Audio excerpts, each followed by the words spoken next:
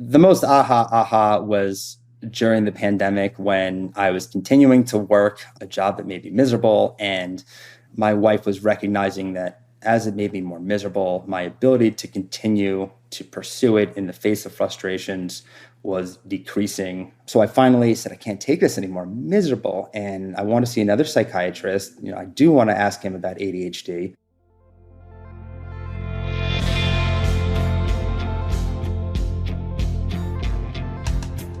From the Understood Podcast Network, this is ADHD Aha, a podcast where people share the moment when it finally clicked that they or someone they know has ADHD.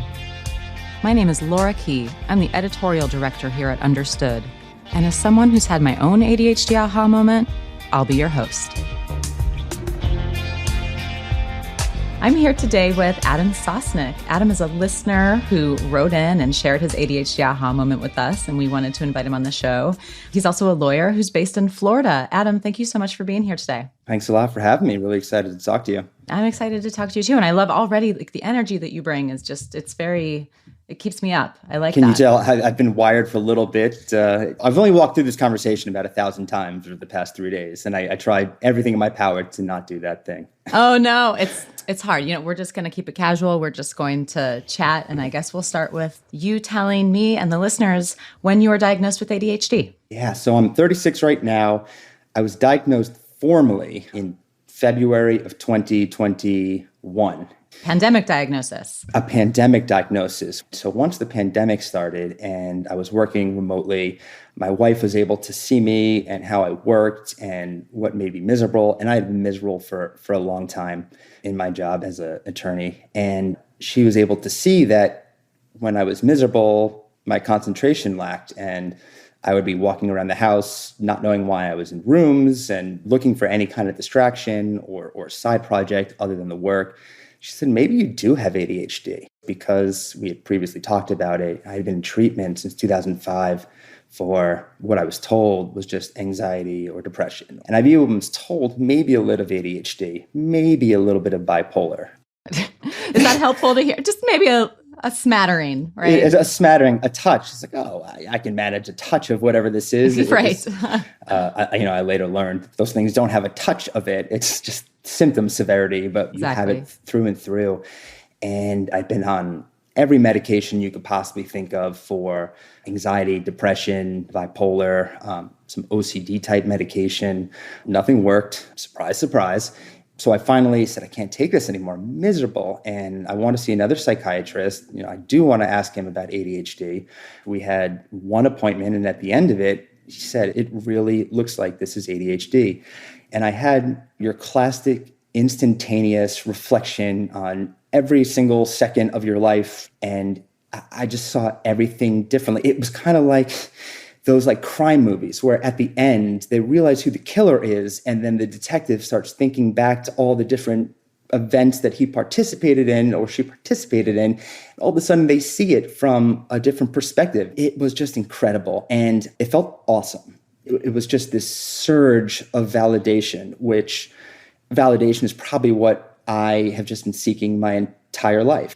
I want to stick with the conversation with your wife for a moment. That sounds like her telling you what she was seeing in you about concentration was really a tip-off for you. I'm wondering if you could just speak a little bit more about your thought process when you were trying to concentrate and you couldn't. What was it about that period of time that was obviously the coming together of the comment from your wife and whatever was happening with you?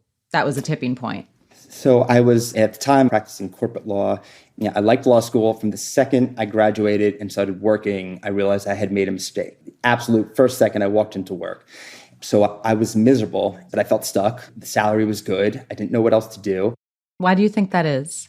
I have motivation issues. I have impulsivity issues to allow myself to be distracted by things that are more interesting. And so she was seeing the increase in my inability to sit and do my work. And a lot of it was hard, but also a lot of it as a younger associate is a lot of mundane work, just drafting mundane, boring stuff. And she saw as I got more frustrated and miserable, I was able to do less and less of this to the point where it was starting to impact significantly my interactions with the world around me. My temper was a lot shorter. Traffic was making me even more frustrated than it usually is. And I couldn't relax.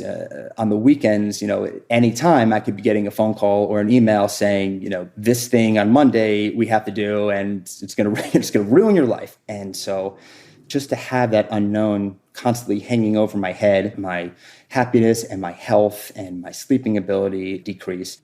You used the word miserable, which I think is a great adjective to use, but it wasn't like some people may hear the word miserable and they may think sadness or depression, right? And I know that you maybe had a smattering of that or a misdiagnosis of that, but it sounds like the miserableness, it wasn't necessarily a depression so much as it was, I'm bored, I'm frustrated, I can't make decisions, I'm distracted, I'm constantly waiting for the next thing. And that's leading to irritability and moodiness, which is all part of that ADHD cornucopia. You nailed all of it. And all that manifested almost into a physical discomfort where it's like if I had to type a sentence, I just couldn't physically do it because it was so painful to focus all of my attention on writing a coherent sentence. And it was physically painful to do. And it would just take me so long to do things. And then it was a catch up and a mad dash, and that never works out. But you're right. It wasn't sadness. I didn't know what it was. I just knew I felt bad. And if you feel bad, it's probably anxiety or depression, because that's what the TV commercials tell you. But every single therapist I had, I was like, the balloonist in those depression commercials is not me. Yeah. And to your point, like your productivity at work wasn't suffering, even though maybe it felt like it was, but it sounds based on what you said earlier, right? You managed to just push through it. Yeah. So and especially with law, I don't know anything about other careers. You're basically competing against every other person to make partner and then to attract clients. And eventually it would get to the point where I would be of a certain age where you're either on track to, making partner and becoming a bigger deal at work, or you're kind of just going to fade into mediocrity. And I kept thinking that breaking point was going to be coming every single day, to wake up thinking that today's going to be the day where all the peers my age who've been practicing as long as me are going to be recognized as more talented or more reliable. So that was the constant feeling that I wasn't meeting expectations. And to a certain extent, I really don't think I was. My goal was to do as little work as possible, just get through the day and try and find the pleasure in it, which is really tough when you have to account for all of your hours, billable hours. And it doesn't matter if you're working from 9 to 10:30 at night. If you've only billed for 2.5 hours of work, that's all they see as your workday. Every single thing about that career was wrong, environmental-wise. It just exasperated all the pre-existing conditions that I knew I had, and I just didn't know that put together as a package, it's ADHD. It was ADHD.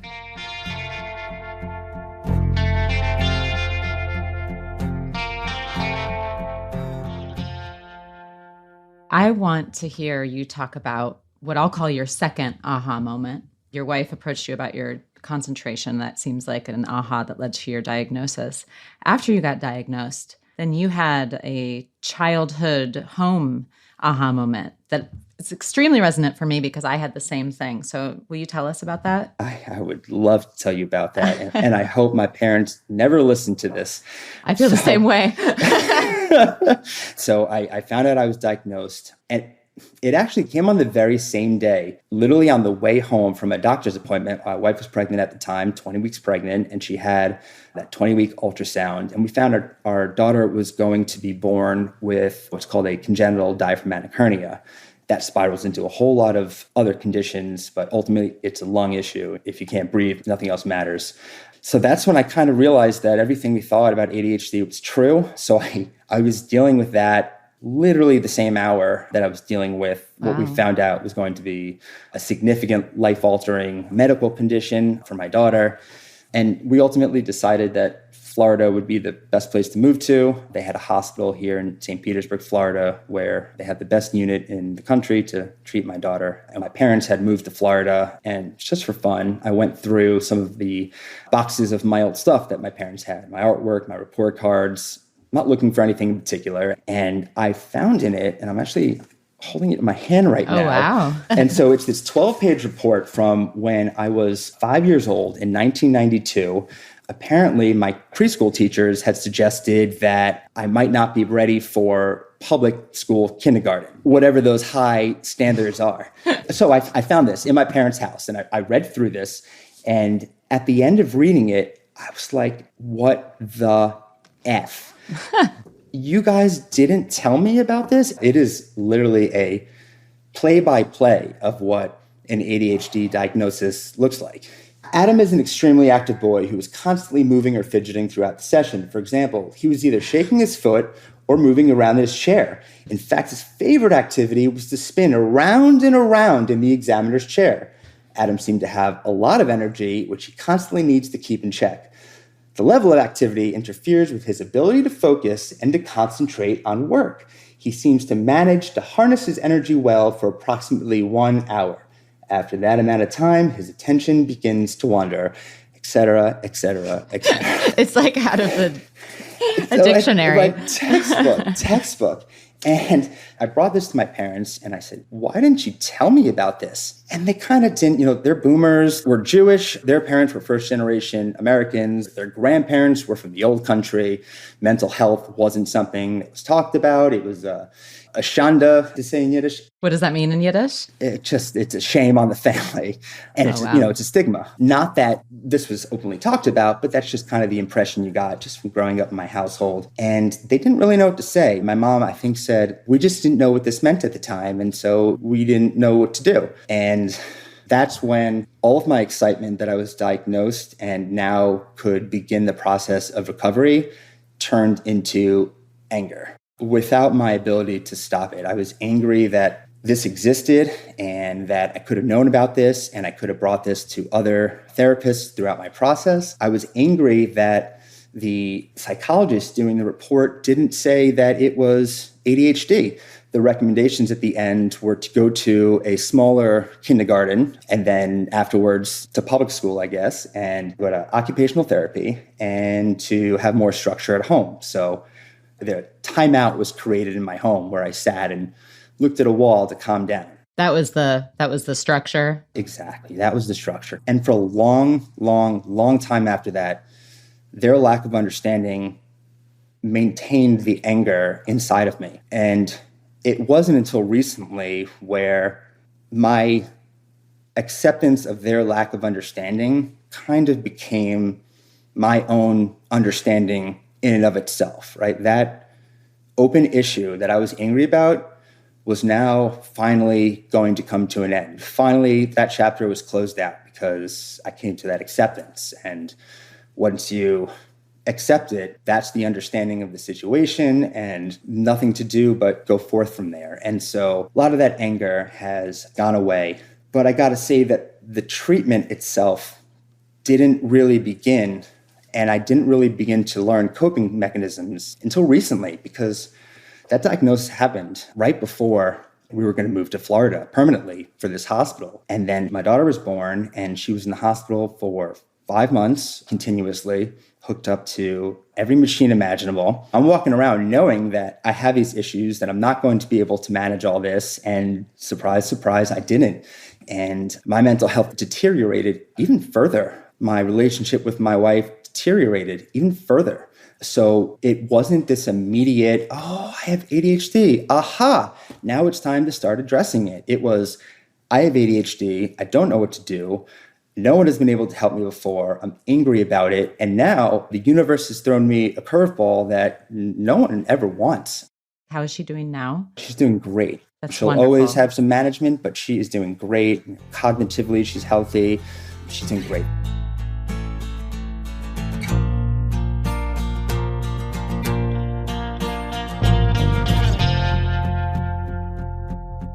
I want to pause and reflect for just a moment on everything that was happening. You had the pandemic. You have your daughter coming into the world with severe health issues. It's so much to go through. And at the same time, an ADHD diagnosis. And it sounds like that's a lot happening. And then it sounds like maybe with about a year of processing, because you got diagnosed in 2021 and everything Correct. That you went through, then you started towards treatment and then there was another diagnosis that came into play. Is that right? Correct. I also have kind of a OCD and Tourette's combination called Tourettic OCD is what the new term for it is. And I kind of figured that one out on my own. And then I did reach out to psychologists in the area. And it was just by process of elimination. I did always have tics, and I knew about that. And the tics, I do remember, started when I moved before fourth grade. I moved from New Jersey to New York. And I loved where I lived in New Jersey. I had all these friends. Now I moved somewhere where I have nothing and I had no one. And all of a sudden I developed tics. And I don't know much about tics, and I will not pretend to be any sort of expert on them, but I know that from content on Understood that's expert vetted, about half of all kids with chronic tics have ADHD, and about 20% of kids with ADHD have chronic tics. So I know that the issues are highly comorbid, highly co-occurring. Yeah, I kind of call it the Holy Trinity, the ADHD, OCD, Tourette's, Holy Trinity. And I will say this. The Tourette's and the OCD are child's play compared to what the ADHD does to you, especially as an adult. Wow, that's so interesting. Tell me more. So as an adult, I've kind of learned to suppress the tics. There's always a bubbling energy underneath me that wants to tick. I've learned to kind of deal with the OCD, and it's a different type of OCD. I don't have any irrational fears. The compulsions are exclusively physical. A good example is I could walk through a door and close it and then say, let me just go back and close that door again so that it feels better, so that it closes a little better and I can hear it click perfectly. An hour later, I can walk through that door and not even have that thought. So it's a very odd physical driving urge. But the ADHD, I can't control my thoughts when my instant reaction to something is driven by ADHD wiring. And so that's the part, it's the emotional aspect of ADHD, which has by far scarred me the most, which does and continues to cause the most damage, because managing emotions is really important in every single interaction, and you can't hide it, especially engaging with other people. Your reactions, you can kind of read them on your face. And so the ADHD, it just was so much more devastating and continues to be, and is so much less manageable and unpredictable than the Tourette's or the OCD. So the ADHD is the nastiest of those three. I imagine that for some listeners, that will come as a surprise to hear that. And of course, everyone's story is different. For some folks, I'm sure that their OCD or their Tourette's is much more difficult to manage than their ADHD. But I hear you. I mean, the managing emotions aspect of ADHD, which so many people don't even realize is a thing, but that is all tied up with executive functioning challenges. That's really hard. How in particular have you struggled with managing emotions? I realized my whole life I've been lost in thought. Everything I'm doing, I'm not thinking about that thing. I'm thinking about something else. And so it took a lot of retraining my muscle memory to pay attention to what I am feeling. And I think that's a really high level skill for everyone. And so as a child, as an adolescent, as a young man, I just didn't have the skill. Something was blocking my ability to see the misery and then to connect it to, in the moment when I'm miserable, what am I really feeling? And I don't know how to better explain it other than it's just a matter of paying attention. And I realized every single thing I do, I drop things all the time, and I'll go to pick something up and I'll drop it immediately. And I believe it's because I'm not paying attention. My fingers touch the thing that I'm going to pick up, and my mind immediately says, job done, you've gotten that thing, time to move on. But the fact of the matter is, all that happened was my hand went around it. There's also, you have to pay attention to closing your hand and feeling the grip and then lifting it up and walking and recognizing there's something in your hand. And all those are specific tasks and things you have to pay attention to. And if you don't, you're liable to miss one of those steps. And I miss steps all the time. Every single thing is multiple steps. And I realize I just don't pay attention to it. I really don't think that's exclusive to ADHD. I think a lot of us walk around diverse, neurodiverse, everything in between, everything outlying. I think we all walk around lost in thought for the most part, with very little attention paid to what's going on right now. I just want to reflect for a moment on, you've used the word miserable so many times in this interview. And I'm not saying that as judgment. It's just as something that I've noticed. but you quickly tend to follow it up with this moment of reframing what that is. And it seems like a big part of your journey is unpacking those little tiny tidbits of like, what do I mean by miserable and how can I turn that around? 100% correct, especially because objectively, more comparatively, my life isn't miserable. It's great, but it's hard to see that and it's hard to accept that when everything is frustrating. And if you can't manage all those frustrations, it's going to tear you apart. And there was no better word other than miserable. And misery builds on itself, and misery is addicting. And once you're addicted to misery, that's your comfort food. And so to this day, it still feels weird to be happy about something or to start feeling miserable at something and then taking that beat and saying, why is going out with my in-laws to dinner making me miserable? Why is planning, this project or this meeting, making me miserable? And some of those things have nothing to do with ADHD, but it sounds like to do with this process has like kind of helped you with self-awareness maybe in all aspects of your life. It helps me package the issues together and then attack it, seeing the whole picture. Well, Adam, I'm excited for you on this journey of finding coping skills and understanding yourself. And I'm glad that your daughter is doing okay. And she's going to be a big sister, so. Congratulations. Thank you. Thank you. And I want to thank you for listening to the show, for writing into the show, and for being on the show. I commend you guys. Your show is so refreshing. I haven't been able to talk to anybody about what coming out means with ADHD. And now I'm listening to all these stories and holy cow, this is a huge event in all of our lives. It's like being reborn. So it's just a super refreshing twist. Thank you. I really appreciate it. Now you're part of it. And now I'm part of it.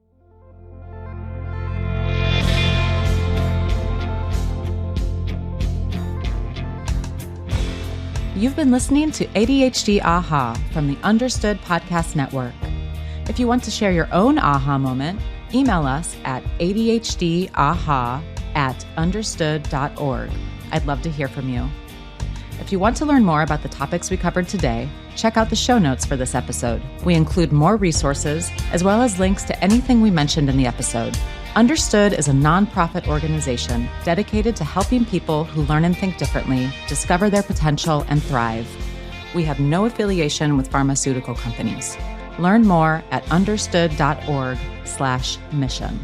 ADHD Aha is produced by Jessamine Molly. Say hi, Jessamine. Hi, everyone. Brianna Berry is our production director. Our theme music was written by Justin D. Wright, who also mixes the show. For the Understood Podcast Network, Scott Koshira is our creative director, Seth Melnick is our executive producer, and I'm your host, Laura Key. Thanks so much for listening.